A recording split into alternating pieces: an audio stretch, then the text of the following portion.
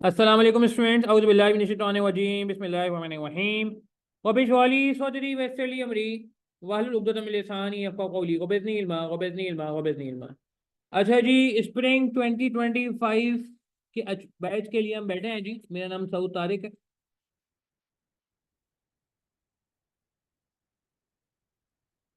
Kaif 3 CMA।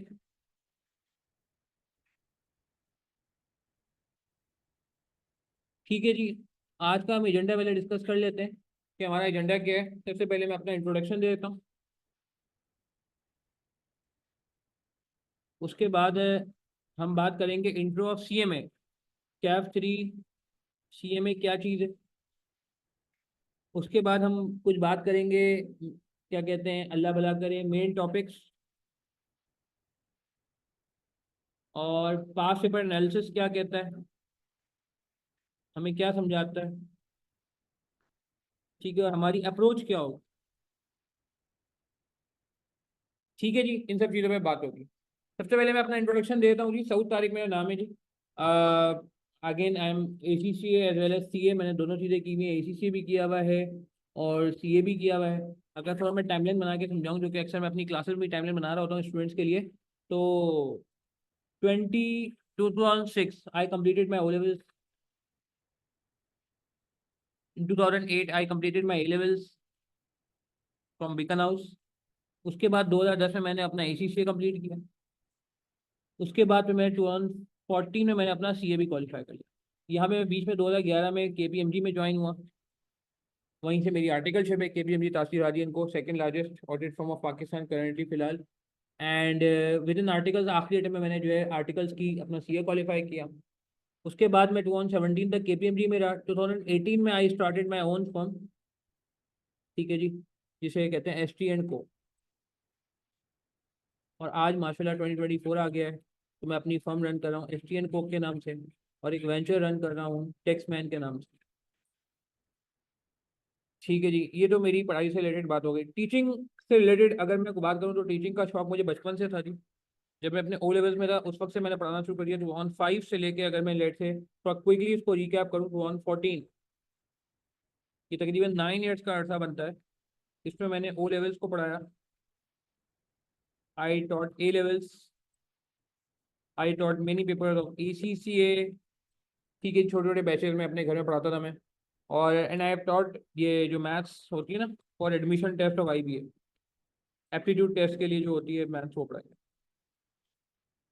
मगर 2014 was a turning point of my career when I started teaching CA, when I entered into CA market। और CA का सबसे मुश्किल तरीन paper उस वक्त का होता था मैनेजमेंट अकाउंटिंग, जिसे हम कहते थे मैक्स, मैनेजमेंट अकाउंटिंग का पेपर, जो मॉड्यूल F में होता था। अच्छा, आपको पता है पहले कितने मॉड्यूल होते थे? किसी को आइडिया है पहले CA में मॉड्यूल होते थे? एनीवन? कोई किसी का भाई, किसी के जान पहचान वाले, किसी के जानने वाले ने पहले कभी CA किया हो, आपको आइडिया है पहले कितने मॉड्यूल होते थे? प्रीवियसली देवर 6 मॉड्यूल्स। चैट के थ्रू आप पार्टिसिपेट कर सकते हैं जी मेरे साथ, बिल्कुल। कितने? 6 मॉड्यूल होते थे। और सबसे आखिरी मॉड्यूल होता था मॉड्यूल है, और यकीन करें मैंने उसका सबसे मुश्किल तरीन पेपर मैनेजमेंट अकाउंटिंग, जो कि आपके कॉस्ट मैनेजमेंट अकाउंटिंग का एडवांस वर्जन है। मतलब मैं इनको कहूँगा जी, अगर ये कॉस्ट मैनेजमेंट अकाउंटिंग बेटा है, तो मैनेजमेंट अकाउंटिंग उसके दादा थे। क्या थे? उसके दादा थे डिफिकल्टी लेवल। तो वो पेपर मैंने अलहमदिल्ला पढ़ाना शुरू किया इन 2014 डायरेक्टली, क्योंकि मेरा अलहमदिल्ला पीछे काफ़ी तजुर्बा था O लेवल्स पढ़ाने का, A लेवल्स पढ़ाने का, ACCA पढ़ाने का। तो स्टूडेंट्स को कैसे पढ़ाना है, आई रियली मतलब उसको मुझे मुझे बहुत अच्छा आइडिया था। देन उसके बाद सफ़र चलता रहा जी आगे। मैं थोड़ा और आगे बढ़ूँ, अगर लेट से 2014 के बाद, अगर मैं लेट से 2017 में मैनेजमेंट अकाउंटिंग का बिल्कुल पेपर वापस आ गया, बिल्कुल, जो कि मैं समझता हूँ कि थोड़ा सा अभी इस कॉस्ट मैनेजमेंट अकाउंटिंग से थोड़ा बड़ा भारी पेपर होगा। बिल्कुल, ये पेपर इनडायरेक्टली वापस आ रहा है। ठीक है जी, वापस आ रहा है, मगर ये ग्रुप B में होगा। खैर, वो मैं थोड़ी देर में बाद में बात करता हूँ। 2015 में मैंने जो है कैफ 8 होता था, कॉस्टिंग होता था के पहले। कैफ 8 होता था, आई डोंट नो, आप लोगों को पता ही नहीं पता, प्रीवियस स्कीम में। तो मैंने वो पढ़ाना शुरू किया, कैफ का कॉस्टिंग। 2016 में मैंने BFD पढ़ाना शुरू किया, CFF 4 जो होता है। उसके बाद मैंने जो है वो 2020 में मैंने MSA 2 पढ़ाना शुरू किया। 2021 में मैंने जो है वो कैफ 6 MFA जब आया था फर्स्ट टाइम, वो पढ़ाना शुरू किया। प्लस CFAP 3 SPM का एक पेपर होता है, वो मैंने पढ़ाना शुरू किया। और आज अगर मैं बात करूं अपनी मिसाल के तौर पे 2024, आज अल्हम्दुलिल्लाह 2024 की अगर मैं बात करूं तो मैं 5 चीज़ें पढ़ा रहा हूँ अल्हम्दुलिल्लाह। क्या क्या 5 चीज़ें पढ़ा रहा हूँ? एक, उन 5 चीज़ों में आपके पास है, एक मिनट रुकिएगा।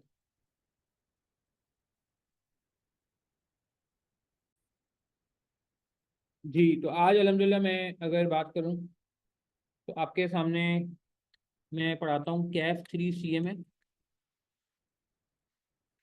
100% पढ़ाता हूँ मैं। CAF 6 MFA, ये भी 100% पढ़ाता हूँ मैं, कोई शेयरिंग नहीं है। CFAP 4 BFD, इसमें हमारे स्टूडेंट्स के पास में 2 दफ़ा मेरिट आ चुके हैं अल्हम्दुलिल्लाह। CFAP 3 SPM और MSA 2। तो अगर आप गौर करें अल्हम्दुलिल्लाह आज के दिन I think one of the very few teacher Pakistan में, शायद कोई ऐसा टीचर हो जो सारे लेवल पे मौजूद है। जैसे ये मैं 100% पढ़ाता हूँ और ये मैं तकरीबन 1/3 पढ़ाता हूँ। अच्छा, अगर आप गौर करें CAF 3 जो है ग्रुप ए में, वहाँ मैं CAF 3 पढ़ा रहा हूँ अल्हम्दुलिल्लाह। फिर ग्रुप बी में जो है वो MF, वहाँ पे CAF 6 पढ़ा रहा हूँ मैं। ठीक है जी। उसके बाद अल्हम्दुलिल्लाह अगर मैं CFAP की बात करूँ तो CFAP में मैं 2 पेपर पढ़ा रहा हूँ, CFAP 3 एंड CFAP 4। CFAP 4 पूरा और CFAP 3 पार्शल। और फिर अगर मैं MSA की बात करूँ तो वहाँ भी मैं अल्हम्दुलिल्लाह। तो आज अभी फिलहाल इस स्कीम की बात की जाए तो अल्हम्दुलिल्लाह मैं CAF के ग्रुप ए में भी हूँ, ग्रुप बी में भी हूँ, CFAP में भी हूँ, MSA में भी हूँ। इसका मतलब ये हुआ कि यार अगर आप हमारे साथ एसोसिएट होते हो, ठीक है, तो क्या कहते हैं, इसका मतलब ये हुआ कि अगर मैं मिसाल के तौर पर अगर आप हमारे साथ एसोसिएट होते हो तो आपका हमारा राब्ता जो है वो CAF 3 नहीं है, वो इंशाल्लाह CA क्वालिफिकेशन तक है। ठीक है ना, मतलब मेरा पर्पज यहाँ पे सिर्फ CAF 3 पास कराना नहीं है, मेरी कोशिश होगी कि आपको CAF 6 में भी हेल्प की जाए, CFAP कैसे पास करना है वो भी बताया जाए, और MSA कैसे पास करना है, अल्टीमेटली आपकी CA क्वालिफिकेशन।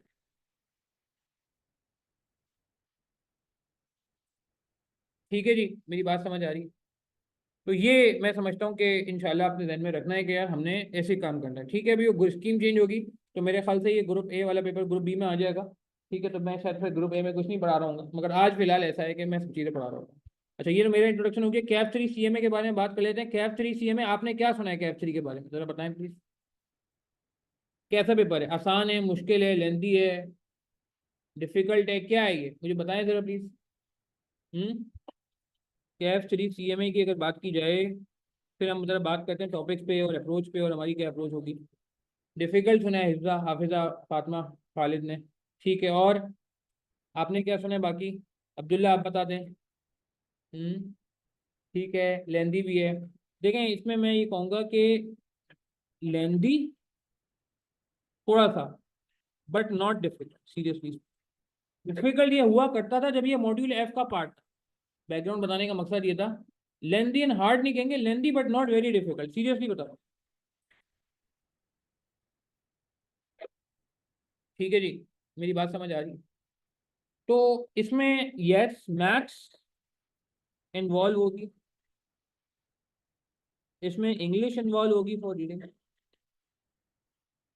अब आप बोले सर मेरी तो मैथ्स वीक है, तो कोई बात नहीं यार, अगर आपकी मैथ्स ऐसा ही मेरा नंबर नोट कर सकते हैं, कोई भी आपकी क्वेरी हो वैसे। मैं वैसे थ्रू आउट द सेशन भी अल्हम्दुलिल्लाह अपने स्टूडेंट्स के लिए अवेलेबल होता हूँ। और अभी भी कोई अगर लेट से कोई रिकॉर्डिंग रेफर कर रहा है और उसको कोई सवाल हो तो मुझे इस नंबर पर रब्ता कर सकते हैं। इंग्लिश इन्वॉल्वमेंट होगी फॉर रीडिंग। और मैथ्स के लिए ये नहीं समझिएगा कि मैथ्स की बकायदा को क्लासेस लेनी पड़ेंगी अलग से, नहीं। जितनी मैथ्स चाहिए वो क्लासेस में करा दी जाएगी आपको, कॉस्टिंग की क्लास में हमारे बैच में इंशाल्लाह आपको बता दी जाएगी। मैथ्स मगर ध्यान में रखिएगा काफ़ी सारी चाहिए होगी, मगर ऐसा नहीं है कि कोई परमुटेशन कॉम्बिनेशन या वेक्टर्स वगैरह कराए जाएंगे, ऐसा नहीं है। बेसिक मैथ्स जो होती है और बेसिक अलजेब्रा जो होती है ये आपको आनी चाहिए, बेसिक अरिथमेटिक और बेसिक अलजेब्रा। मगर वो भी ऑब्वियसली सवालों को बिल्कुल जीरो से स्टार्ट किया जाएगा, तो अगर किसी की मैथ्स वीक भी है तो इतना प्रॉब्लम नहीं होगा इंशाल्लाह। मेरी बात समझ आ रही? कोर्स पहले लेंथी हुआ करता था, अब काफी कोर्स कम हो गया। अभी हम आपको बताएंगे कुछ चीजें CAF 6 में चले गई। ठीक है ना, कुछ चीजें CAF 6 में चले गई। ठीक है। अच्छा, ये मेन टॉपिक्स क्या क्या है इसके? मेन टॉपिक, अच्छा ये इसकी ग्रेड है बाकायदा। अच्छा, ये टीचिंग आर्ट्स को ना देखें, टीचिंग आर्ट यूजली थोड़े ज्यादा होते हैं। इसकी वजह ये है कि हमें प्रैक्टिस करानी पड़ती है यार, ये पेपर है प्रैक्टिस वाला पेपर है। मैं चाहूँ तो सारे कॉन्सेप्ट आपको शायद 30-40 घंटे में, मैक्सिमम 20-30 घंटे में दे दूँ, मगर मसला ये है कि ये प्रैक्टिस वाला पेपर है। इसमें ये भी लिखे हैं जी, रिक्वायर्स लॉट्स ऑफ प्रैक्टिस। इस पेपर की शान के बारे में कुछ बात हो रही है?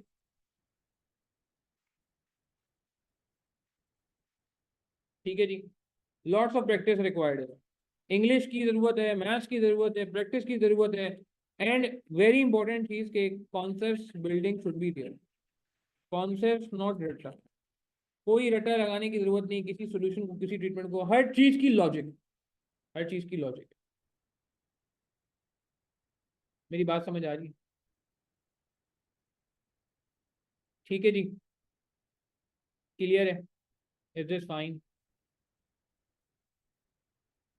एग्री करते हैं? तो ये थोड़ा सा हमने जो है वो क्या कहते हैं ध्यान में रखना है। खैर, अच्छा आगे बढ़ेंगे। उसके बाद क्या बात हो रही है? कॉन्सेप्ट नॉट रटा, require lot of practice.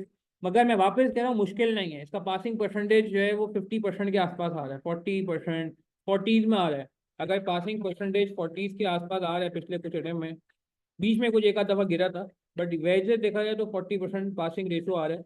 Passing ratio 40% is very good यार। मैनेजमेंट अकाउंटिंग का पेपर होता था, यकीन करें, जब मॉड्यूल एफ का पेपर होता था, जो इसका बहुत बड़ा पेपर होता था, तो वहां पे तो 5%, 2% रिजल्ट आता था, 2% 5% के दरमियान रिजल्ट आता था। थ्योरी इसमें इतनी नहीं होती हाफिजा फातिमा, थ्योरी इसमें ज़्यादा नहीं है मगर बहुत लिमिटेड थ्योरी है, तो थ्योरी का इतना मसला नहीं है। ठीक है, तो ये कैप 3 सीएमए के बारे में आपको पता होना चाहिए। ठीक है, कि पासिंग रेशियो अच्छा है, यानी कि पढ़ के जाएंगे तो पास हो जाएंगे। कॉन्सेप्ट चाहिए, रट्टे की कोई ज़रूरत नहीं है।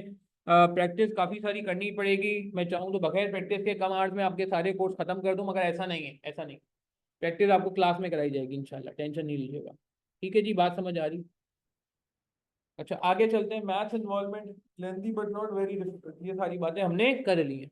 अच्छा अब बात करते हैं कि हमारी अप्रोच, अच्छा अप्रोच पे बात करते हैं 1 मिनट के लिए। मैं हाँ, बल्कि मैं पहले अप्रोच बताता हूँ, फिर पॉसिबल एनालिसिस दिखाऊंगा। अच्छा हमारी अप्रोच क्या होती है, जरा गौर से सुनिएगा प्लीज, ये बहुत इंपॉर्टेंट है।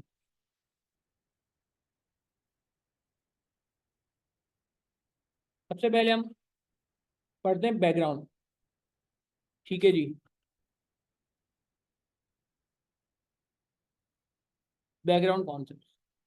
ओवरहेड का टॉपिक दुनिया में आया तो क्यों आया? ओवरहेड का टॉपिक की जरूरत क्या पेश आई?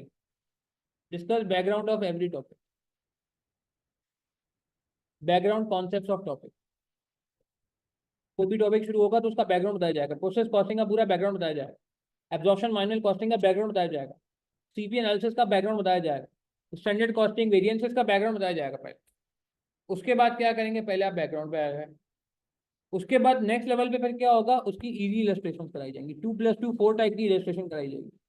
उस टॉपिक का बेस बनाई जाएगी, उस टॉपिक के कॉन्सेप्ट को स्ट्रेंथन किया जाएगा छोटी छोटी इलस्ट्रेशन के थ्रू। फिर कराए जाएंगे क्वालिटी प्रैक्टिस क्वेश्चन। ये क्वालिटी प्रैक्टिस क्वेश्चन कहाँ से होंगे? ये quality practice question different book से होंगे। कौन कौन सी बुक है? फ्रॉम कॉलिन ड्यूरी एक बुक है, उससे कुछ लिमिटेड सवाल होंगे। मैथ्स के कुछ सवाल होंगे, मैथ्स उजरे एक बुक है। लिमिटेड सवाल, पूरी बुक नहीं कराई जाएगी ऑब्वियसली, लिमिटेड। इसके अलावा ACCA F5 के कुछ लिमिटेड आपको नजर आ सकते हैं, ACCA के कुछ क्वेश्चन नजर आ सकते हैं, MCQ भी नजर आ सकते हैं।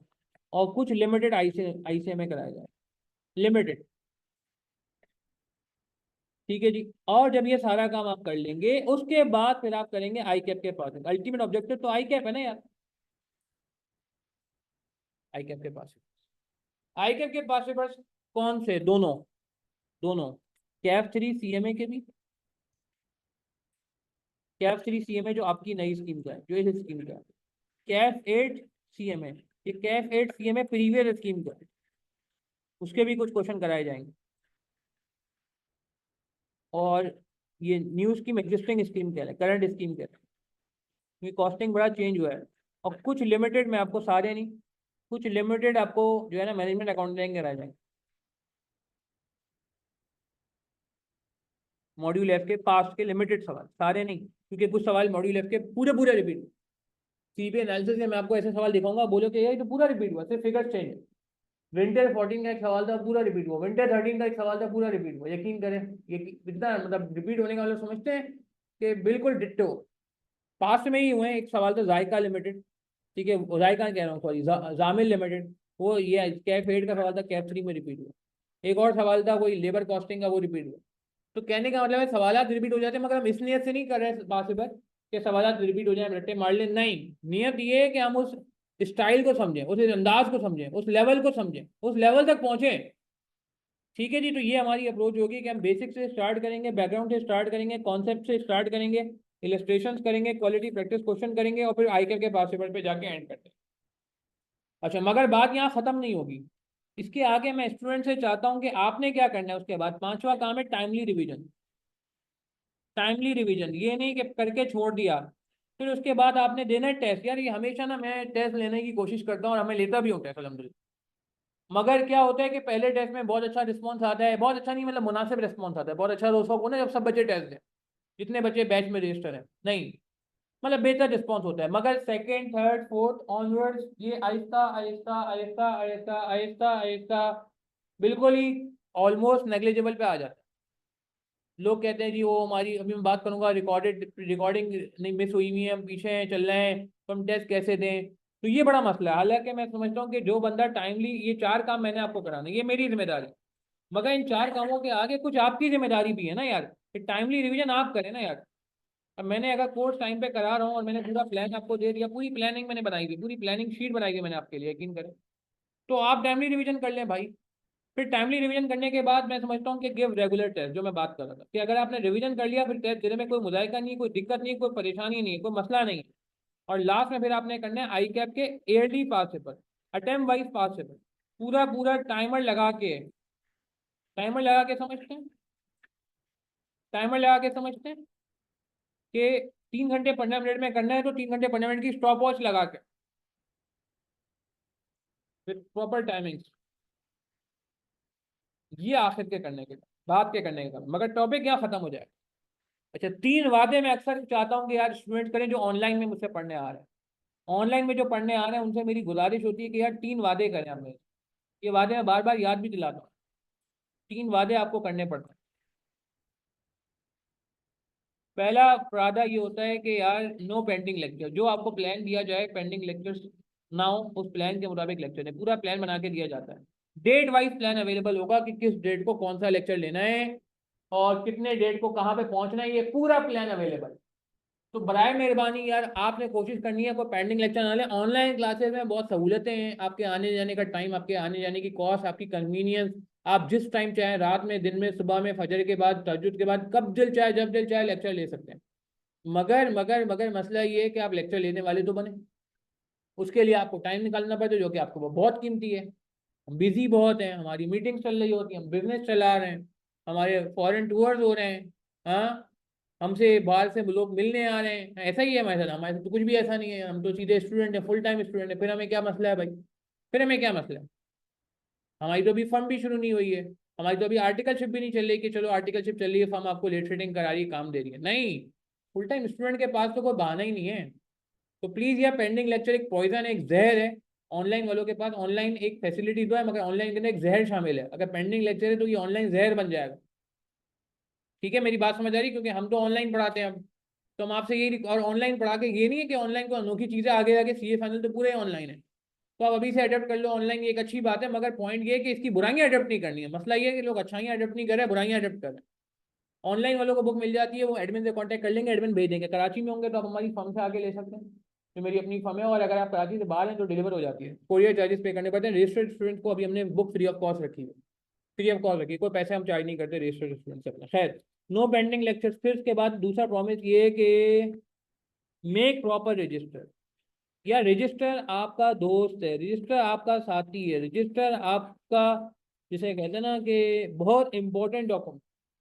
आपका रजिस्टर नहीं बनेगा सही, ये आपको प्रॉब्लम करेगा यार। रिवीजन करने के लिए बहुत सारे लोग कहते हैं सर वो हम रिवीजन करने के लिए लेक्चर देख लेते हैं, वापस 2x का लेक्चर देख लेते हैं। भाई लेक्चर एक ही दफा देखना है पूरी जिंदगी, एक ही दफा देखना है पूरी जिंदगी। इतना टाइम नहीं है, 150 140 घंटे के लेक्चर जो भी 130 घंटे के, वो एक ही दफा देखने हैं। ये नहीं कि बार बार हो ही नहीं सकता, पर आप पढ़ोगे कब अपना। तो रजिस्टर मैं वापस रिपीट कर रहा हूँ, प्रॉपर बनाइए। मैं सीए फाइनल वालों को भी बोलता हूँ, ये मैं आपको भी कह रहा हूँ, और ये आपको इसकी अहमियत का अंदाजा आखिर के दो में होगा, जब आप पेपर से पहले पहुंचेंगे और आपको इतना सारा रिवाइज करना होगा, आपके रजिस्टर सामने होगा, आप ठक ठक ठक ठक जल्दी जल्दी रिवाइज कर लेंगे। वीडियो में प्रॉब्लम ये है कि रिवीजन नहीं हो सकता, नहीं हो सकता, नहीं हो सकता, भूल जाओगे भूल जाओगे भूल जाओगे। मेरी बात याद रखना, रजिस्टर बनाना है चाहे मुझसे पढ़ो ना पढ़ो जिससे ही पढ़ो यार, अल्लाह के वास्ते रजिस्टर बना लेना। तीसरा ये है कि गिव रेगुलर टेस्ट, प्लीज यार टेस्ट दें। ये वो बातें हैं जो मैं समझता हूँ कोई अनोखी बातें नहीं है, मगर मैं अपने 19 साल का तजुर्बा बता रहा हूँ। कितने साल हो गए टीचिंग करते हैं, 9 साल यहाँ हो गए और 10 साल यहाँ हो गए, तो तकरीबन 19 साल हो गए मुझे टीचिंग करते। बचपन से टीचिंग कर रहा हूँ, मेरी आधी ज्यादा जिंदगी जो है ना वो टीचिंग करते गुजरी है, आधी ज्यादा जिंदगी। फिर मेरी बात समझ आ रही? क्लियर है? Is this fine?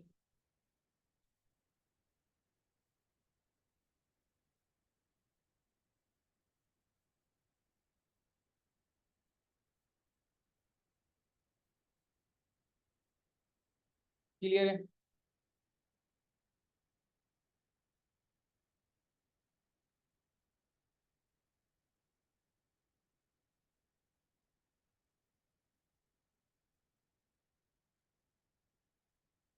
ठीक है जी। अच्छा आगे बढ़ते हैं। अब आ जाते हैं टॉपिक्स पे। मेन टॉपिक्स क्या है?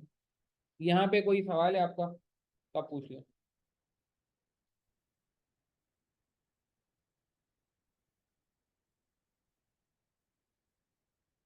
ऑनलाइन वाले एडमिन जब आप इनरोल हो जाएंगे तो एडमिन से आप बोल देंगे कि जी हमें बुक चाहिए, तो वो आपको एक फॉर्म शेयर करेंगे, वो गूगल फॉर्म में भरेंगे, बुक आपको डिस्पैच कर दी जाएगी। ठीक है जी।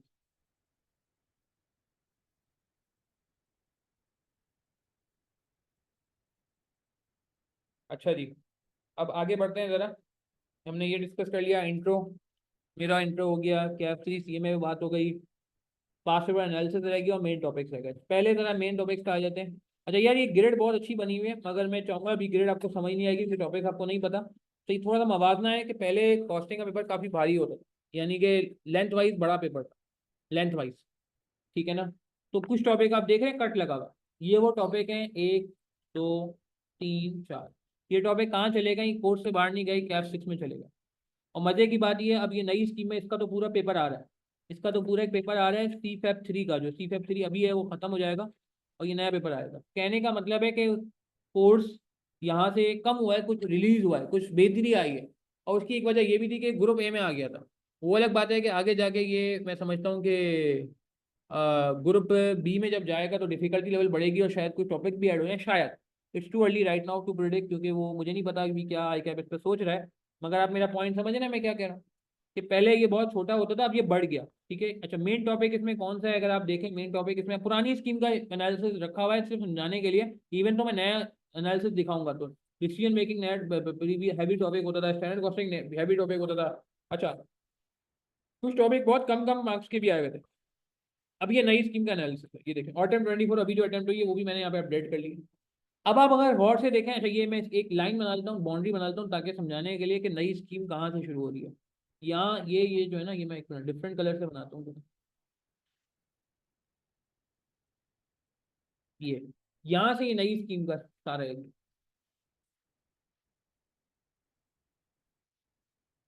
अच्छा अब आप गौर से देखिएगा प्लीज, कौन से टॉपिक मेन है। एक सबसे मेन टॉपिक मैं येलो से हाईलाइट कर रहा हूँ, डिसीजन मेकिंग। आप देखें हर अटेम्प्ट में आया हुआ है, एक 35 मार्क्स तक का भी आया हुआ है, 20 मार्क्स तक का भी आया हुआ है। तो एक तो सबसे मेन क्रूशल टॉपिक आपका जो होगा वो कौन सा होगा, decision making, this one, this one. अच्छा उसके बाद अगर आप देखें कौन सा टॉपिक है जो तकरीबन हर बार आया, अच्छा उसके बाद कोई और टॉपिक ऐसा है नहीं जो हर बार आया हो, कभी ना कभी छुट्टी मारी है। मगर चलो मैं सेकंड नंबर पे अगर मैं सीक्वेंस से चलता हूँ तो मैं मटेरियल्स को दे सकता हूँ कि ये 6 में से 5 बार आया हुआ है, ये देख रहे हैं। इसके दो दो बार सवाल भी आए हुए हैं, ऐसा भी हुआ है कि दो छोटे सवाल भी आए। मेरी बात समझ आ रही?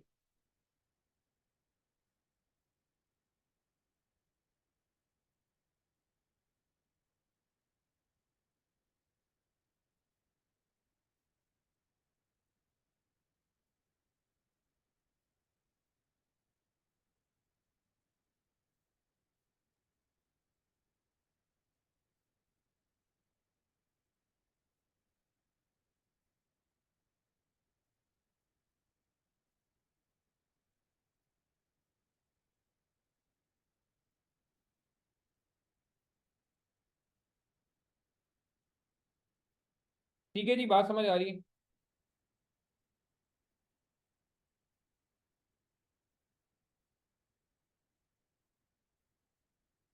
अच्छा, और टॉपिक को देखें।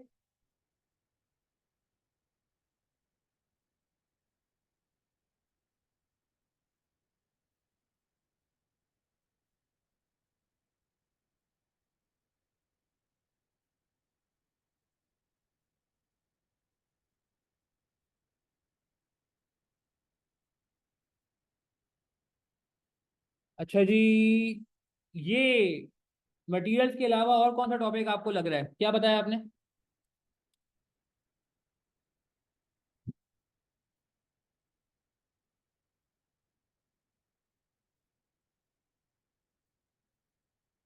जी बिल्कुल सही है, ओवरहेड भी बहुत इंपॉर्टेंट है, स्टैंडर्ड कॉस्टिंग भी बहुत इंपॉर्टेंट है, मगर स्टैंडर्ड कॉस्टिंग अभी आया नहीं।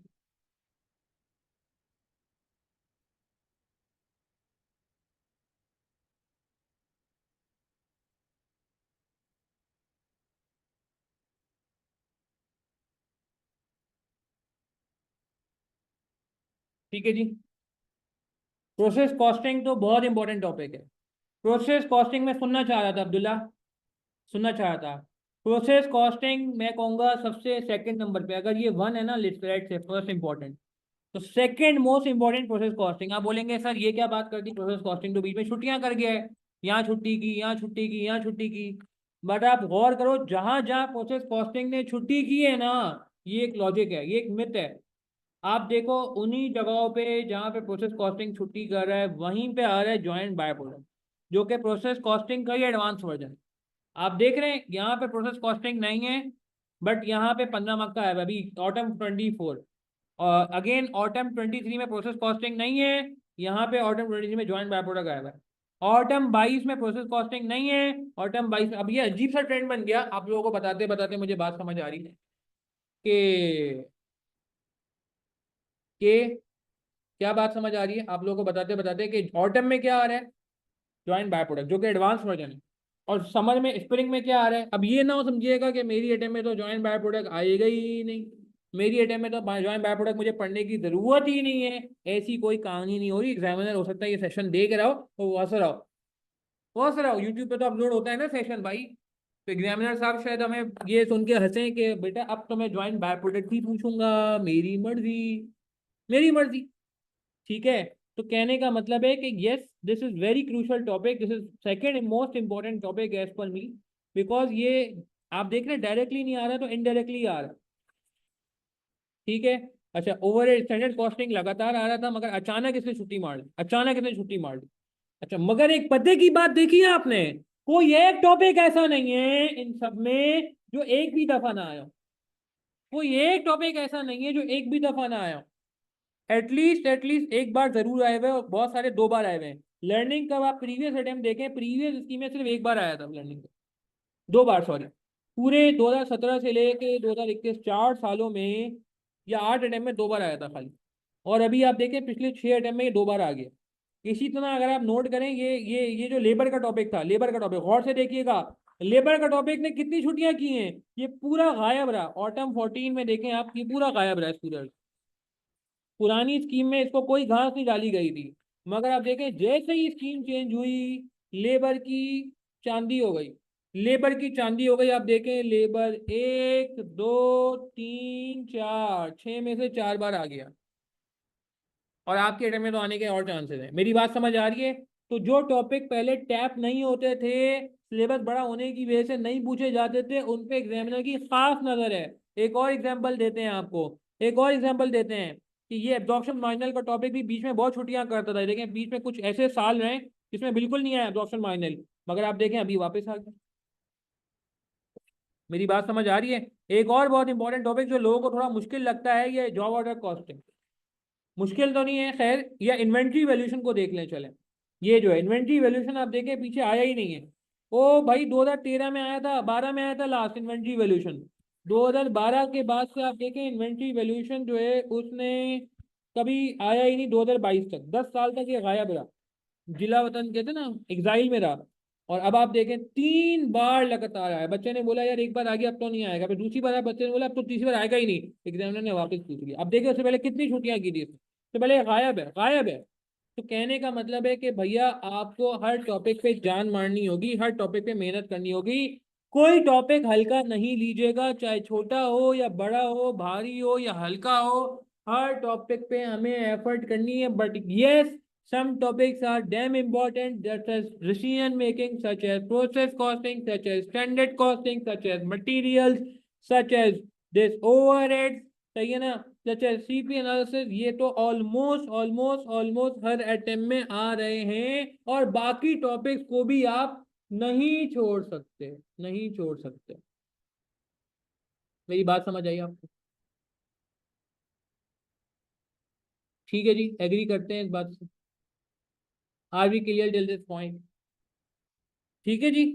तो ये एक लेसन है, पहले दिन ध्यान में बिठा ले. कोर्स थोड़ा छोटा हुआ है प्रीवियस स्कीम के मुकाबले में, मैंने आपको बता दिया. पहले और टॉपिक होते थे जो कैप 6 में चले गए, और एक का तो पूरा टॉपिक ही, एक पूरा पूरा पेपर ही बन गया. और सेकेंडली ये है कि किसी चीज को छोटा नहीं समझना है. तो टॉपिक्स इंपॉर्टेंट क्या क्या है वो भी मैंने आपको बता दी. एनालिसिस भी मैंने आपको बता दी. एनालिसिस आपको ध्यान में रखिएगा, ये एनालिसिस जो है वो आपको काम आएगा. मेरा नंबर यहाँ है, नोट में मौजूद है. ठीक है, बाकी आपके दिन में कोई सवाल है मुझसे पूछें. हमारा तरीकेकार क्या होगा मैं आपको बताता हूँ. देखिए, हमारी अलहमदुलिल्लाह पूरी एक वो बनी हुई है शीट. एक शीट में दिखाना चाह रहा हूँ आपको. एक मिनट, मैं आपको एक शीट दिखाना चाह रहा हूँ. एक डेट वाइज मैंने शीट बनाई हुई है. शायद मेरे ख्याल से अभी अवेलेबल नहीं है वो. मैं अपने ग्रुप पे, आप मुझे मैसेज कर दीजिएगा, मैं आपसे शेयर कर दूँगा. वो मैं आपसे शेयर कर दूंगा. ये कंट्रोल शीट मैंने लास्ट टाइम में बनाई थी, बड़ी ज़बरदस्त. अच्छा, ये मैंने डिटेल एनालिसिस बनाया हुआ है.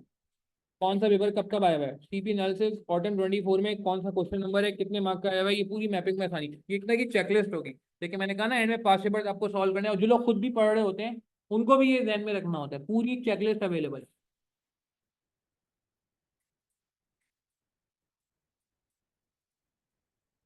सीपी एनालिसिस देखें कब कब आया हुआ है, कौन कौन से पेपर में आया हुआ है, कितने कितने मार्क्स का है, ये सारा अवेलेबल है. डिसीजन मेकिंग कितने कितने मार्क्स का आया हुआ है, ये सारा अवेलेबल. डिसीजन मेकिंग आपके सामने. डिसीजन मेकिंग देखेंगे लगातार आ रहा है. ऑटम 24 में एक दफा आया, स्प्रिंग 24 में 3 सवाल है इसमें. देख रहे हैं, 3 सवाल हैं, 10 10 15, 35 मार्क्स. 35 मार्क्स आप देख रहे हैं, 35. लेकिन ना ऑटम 23 में एक सवाल है, स्प्रिंग 23 में भी 2 सवाल. स्प्रिंग में ज्यादा आ रहा है आपकी टाइम, स्प्रिंग है, ख्याल रखिएगा. डिसीजन मेकिंग आपका वेट कर रहा है. रेलिवेंट कॉस्टिंग डिसीजन मेकिंग ऐसा लग रहा है कि आपका वेट कर रहा है स्प्रिंग 25 में. ठीक है, उसके बाद आप देखें इन्वेंट्री वैल्यूएशन कब कब आया हुआ है, कितने कितने मार्क्स का आया हुआ है, सब आया. और स्प्रिंग 24 में भी आया है. आई थिंक थोड़ा सा ये यहाँ भी आया, यहाँ भी आया. Job order costing entries, join by product autumn 24, autumn 23, हर दफा ये ऑटम में 3 दफा से आ रहा है.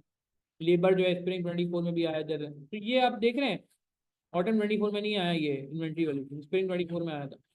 ये पूरा एनालिसिस मैंने आपके लिए बनाया है. ये आपके भी काम का है, आप और लोगों से भी शेयर कर सकते हैं. जो लोग कॉस्टिंग दे रहे हैं उनको आसानी हो जाएगी. तो परेशान होते हैं कि पास पेपर के क्वेश्चन कहाँ कहाँ हैं, तो ये आसानी हो जाती है. मेरी बात समझ आ रही है? बाकी पोर्टल हमारा इम्प्रूव लेक्चर भी आने वाले हैं इंशाल्लाह जल्द. एक हमारे, और पोर्टल पे हर चीज़ प्रॉपर मौजूद है. क्या कहते हैं, अल्लाह भला करे.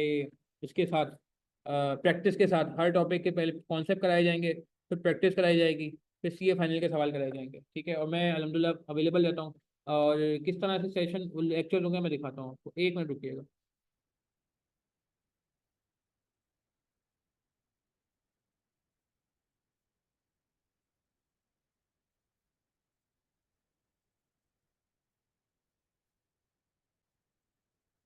अच्छा, ये आपके सामने मेरे ख्याल से दूसरी स्क्रीन आ गई है.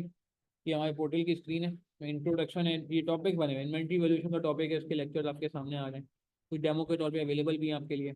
ओवरहेड्स का टॉपिक है, इसके पूरे आ रहे हैं. देखें, इसमें इंट्रो आ रहा है पहले, फिर इसके बाद हम आगे बढ़ रहे हैं फिर सीए कैफ के सवाल कर रहे हैं हम. Step down method, algebraic method, फिर कैफ के सवाल शुरू हो गए. Autumn 17, autumn 10, autumn 13, autumn 11, autumn 22 recent and भी सॉल्व हुई. ऑटम 22 भी सॉल्व हुई है रिसेंट. फिर एब्जॉर्प्शन मार्जिनल कॉस्टिंग पे आ गए. इसमें भी सीखना है, पहले बेसिक्स से स्टार्ट करेंगे. फिर ये स्प्रिंग बाई रीसेंट एंड भी सॉल्व हुई है. प्रोसेस कॉस्टिंग के दो हिस्सों में डिवाइड किया, क्योंकि बहुत इंपॉर्टेंट टॉपिक है. मैंने आपको बताया था प्रोसेस कॉस्टिंग कि दो हिस्सों में डिवाइड किया. पहले बेसिक पढ़ाई जाएगी अलग, और फिर एडवांस पढ़ाई जाएगी.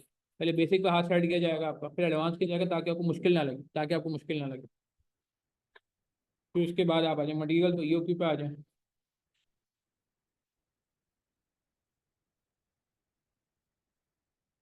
कॉस्ट फ्लो पे आ जाए.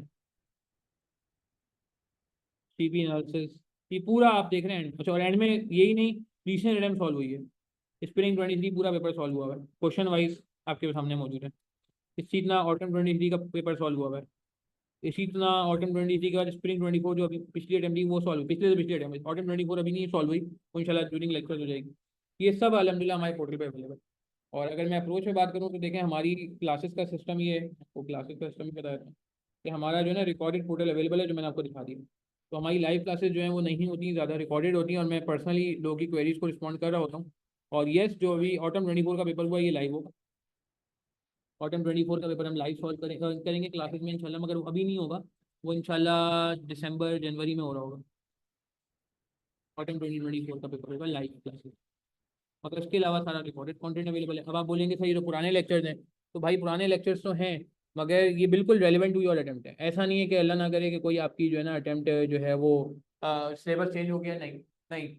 ये मेरी जिम्मेदारी है, बीइंग अ टीचर, नहीं मेरी जिम्मेदारी है आपको अपडेटेड कंटेंट प्रोवाइड किया जाए, अपडेटेड इन अ सेंस के सिलेबस से अपडेटेड है। ऐसा नहीं है कि कोई सिलेबस के बाहर चीज़ है, ऐसा नहीं है कि कोई चीज़ सिलेबस में और आपको नहीं पढ़ाई जाएगी, ऐसा नहीं है। रीसेंट अटेम्प्ट भी आप देख रहे हैं सॉल्व कराई गई, तो वो चीज़ भी खत्म हो गया कि सर पुराने लेक्चर हैं तो रीसेंट अटेम्प्ट नहीं होगी, रीसेंट अटेम्प्ट अलग से सॉल्व करा दी गई है। ये लेक्चर माशाल्लाह बहुत अच्छे हैं इस सेंस में कि लोग इसको पढ़ के काफ़ी पास हुए माशाल्लाह, पास में भी, और अभी भी मैं समझता हूँ कि आप इससे फ़ायदा उठा सकते हैं इंशाल्लाह। अभी इंप्रूव लेक्चर आने वाले हैं कुछ टाइम में, उसमें थोड़ा सा ये है कि हमने लेक्चर की ड्यूरेशन को थोड़ा ऊपर नीचे किया है, ठीक है, ताकि आप लोगों के लिए आसानी हो। बाकी तरीकेकार यही होगा, लाइव क्लासेस नहीं होंगी, और बिल्कुल हमारी बुक में इसी तरह ये बुक ही है। असल में ये जो चार बातें हैं ना, ये समझे, ये बुक में ही होंगी। बेसिक कॉन्सेप्ट होगा बुक में पहले, फिर उसके बाद इलस्ट्रेशन भी बुक में होंगी, ये सब बुक में। आपको बुक के, हमारी बुक के अलावा कहीं जाने की जरूरत नहीं पड़ेगी। पास पेपर भी इसमें मौजूद है, पास पेपर भी इसमें मौजूद है यार, पास पेपर भी इसमें मौजूद है। तो इंशाल्लाह आपको बुक से बाहर जाने की जरूरत नहीं पड़ेगी। कोई सवाल है आपके जहन में, कोई कंफ्यूजन है, मुझसे पूछ लें। बाकी मेरा नंबर आप वापस मैं लिख रहा हूँ, नोट कर लें। आप लोगों को ये बात समझ आई हो, लेक्चर समझ आया हो, तो आप और लोगों को भी बता सकते हैं। बेसिक्स का जो लेक्चर है वो इंशाल्लाह अवेलेबल हो जाएगा, आप मुझे मैसेज कर दीजिएगा, मैं इसको यूट्यूब वगैरह पे भी अपलोड कर दूंगा, बाकी जगहों में भी अपलोड कर दूंगा। कोई सवाल है, कंफ्यूजन है, प्लीज़ मुझे पूछें। मैंने कोई अपना असिस्टेंट नहीं रखा हुआ क्वेरीज का जवाब देने के लिए, मैं खुद और बच्चे की क्वेरी जो है रिस्पॉन्ड करता हूँ। अल्हम्दुलिल्लाह पेपर तक जो है वो मैं ही रिस्पॉन्ड कर रहा होता हूँ। ठीक है जी, कोई सवाल है, कंफ्यूजन, और ये आप फीडबैक उन लोगों से ले सकते हैं जो ऑलरेडी मुझसे पढ़ चुके हैं। ठीक है, इंस्टॉलमेंट में फ़ी पे हो सकती है जी, कोई मसला नहीं है। और अगर किसी का फाइनेंशियल इशू है तो वो फिर एडमिन को कम्युनिकेट कर दे, तो वो भी अल्हम्दुलिल्लाह हम इंटरटेन कर लेते हैं। अगर किसी के फाइनेंशियल इशूज होते हैं और वो फुल फी नहीं पे कर पा रहा होता है, उसमें कुछ उसको थोड़ा सा रिलैक्सेशन चाहिए होता है, तो रिलैक्सेशन भी उसको मिल जाता है। ठीक है, चलें, यहीं तक रखते हैं। अपना ख्याल रखिएगा, प्लीज़ दुआ में याद रखिएगा। आखिर में बस मैं एक बात करके क्लास एंड करता हूँ। देखें, मैं जितनी मेहनत कर लूँ, आप जितनी मेहनत कर लें, मैं जितना अच्छा पढ़ा लूँ, आप जितना अच्छा पढ़ लें, पेपर पास करने के लिए एक चीज़ बहुत ज़रूरी है, वो है अल्लाह ताला की मर्ज़ी। अल्लाह ताला की मर्ज़ी के बगैर पेपर पास नहीं होता। कितने सारे बच्चे आपको नज़र आएंगे जो कहेंगे जी हमने तो बहुत मेहनत की थी, और मेरे दोस्त ने कम मेहनत की थी, मैंने अपने दोस्त को पढ़ाया था, और उसने तो मुझसे पढ़ा था, मेरे रिश्ते से पढ़ा था, और वो पास हो गया, मैं पास नहीं। मैंने मेहनत भी ज़्यादा की, मैंने उसको पढ़ाया भी, और मैं खुद पास नहीं। ऐसे आपको बहुत सारे लोग सीए में नजर आएंगे, बहुत सारे लोग नजर आएंगे। ठीक है, और आपको कभी खुद भी होगा कि यार मैंने तो बड़ी मेहनत की थी, पास नहीं हुआ, और किसी टाइम में आप कम मेहनत करेंगे और पास हो जाएंगे। तो इसका मतलब ये है कि यार हमारा काम सिर्फ एफर्ट करना है। मैं ये नहीं कह रहा कि अब आप इसकी वजह से एफर्ट कम करें और किसी और स्टूडेंट से पढ़ के जो है ना आप कहेंगे यार मैं अब किसी को नहीं पढ़ाऊंगा, किसी अपने दोस्त को, और बोलूंगा नहीं खुद पढ़ो वरना मेरा पेपर पास। ऐसी बात नहीं है, अल्लाह ना करे। बात ये है कि हमारे हाथ में सिर्फ कोशिश करना है, रिजल्ट देना अल्लाह ताला के हाथ में। तो मैं एंड में आप लोगों से ये भी रिक्वेस्ट करूंगा कि मेहनत तो करनी है, और मेहनत तो सबने करनी, मैंने भी करनी है और आपने भी करनी है। मेहनत में कोई पीछे रहना ही नहीं है, रहना ही नहीं है, इसमें तो कोई दुरा ही नहीं। मगर साथ साथ हमने दुआ भी करनी है, अल्लाह ताला से दुआ भी करनी है, अल्लाह ताला हमें इसी अटैम्प्ट में पास करा दें, और हमें अपने वालिदैन के लिए फ़ख्र का बायस बने। ठीक है, ये दुआ भी आप लोगों ने करनी है, और आपने अपने लिए भी दुआ करनी है, अपने दोस्तों के लिए भी दुआ करनी है। पता नहीं कब किसकी दुआ किसके हक में कबूल हो जाए। ठीक है, चले, मेहनत भी करेंगे, दुआ भी करेंगे इंशाल्लाह। पेपर निकालना हमने, अल्लाह सबको कामयाब फरमाए। कोई क्वेरी होती है आप मुझे इस पर मैसेज कर सकते हैं। बाकी प्लीज़ इसकी रिकॉर्डिंग यूट्यूब पर अवेलेबल होगी, जो लोग रिकॉर्डिंग सुन रहे हो वो भी, और जो लाइव में आपको ये बात समझ आती है, अच्छी लगती है, तो प्लीज़ यार आप लोग ये शेयर करने में कंजूसी नहीं करिएगा। ठीक है जी, अस्सलाम वालेकुम रहमतुल्लाहि व बरकातहू।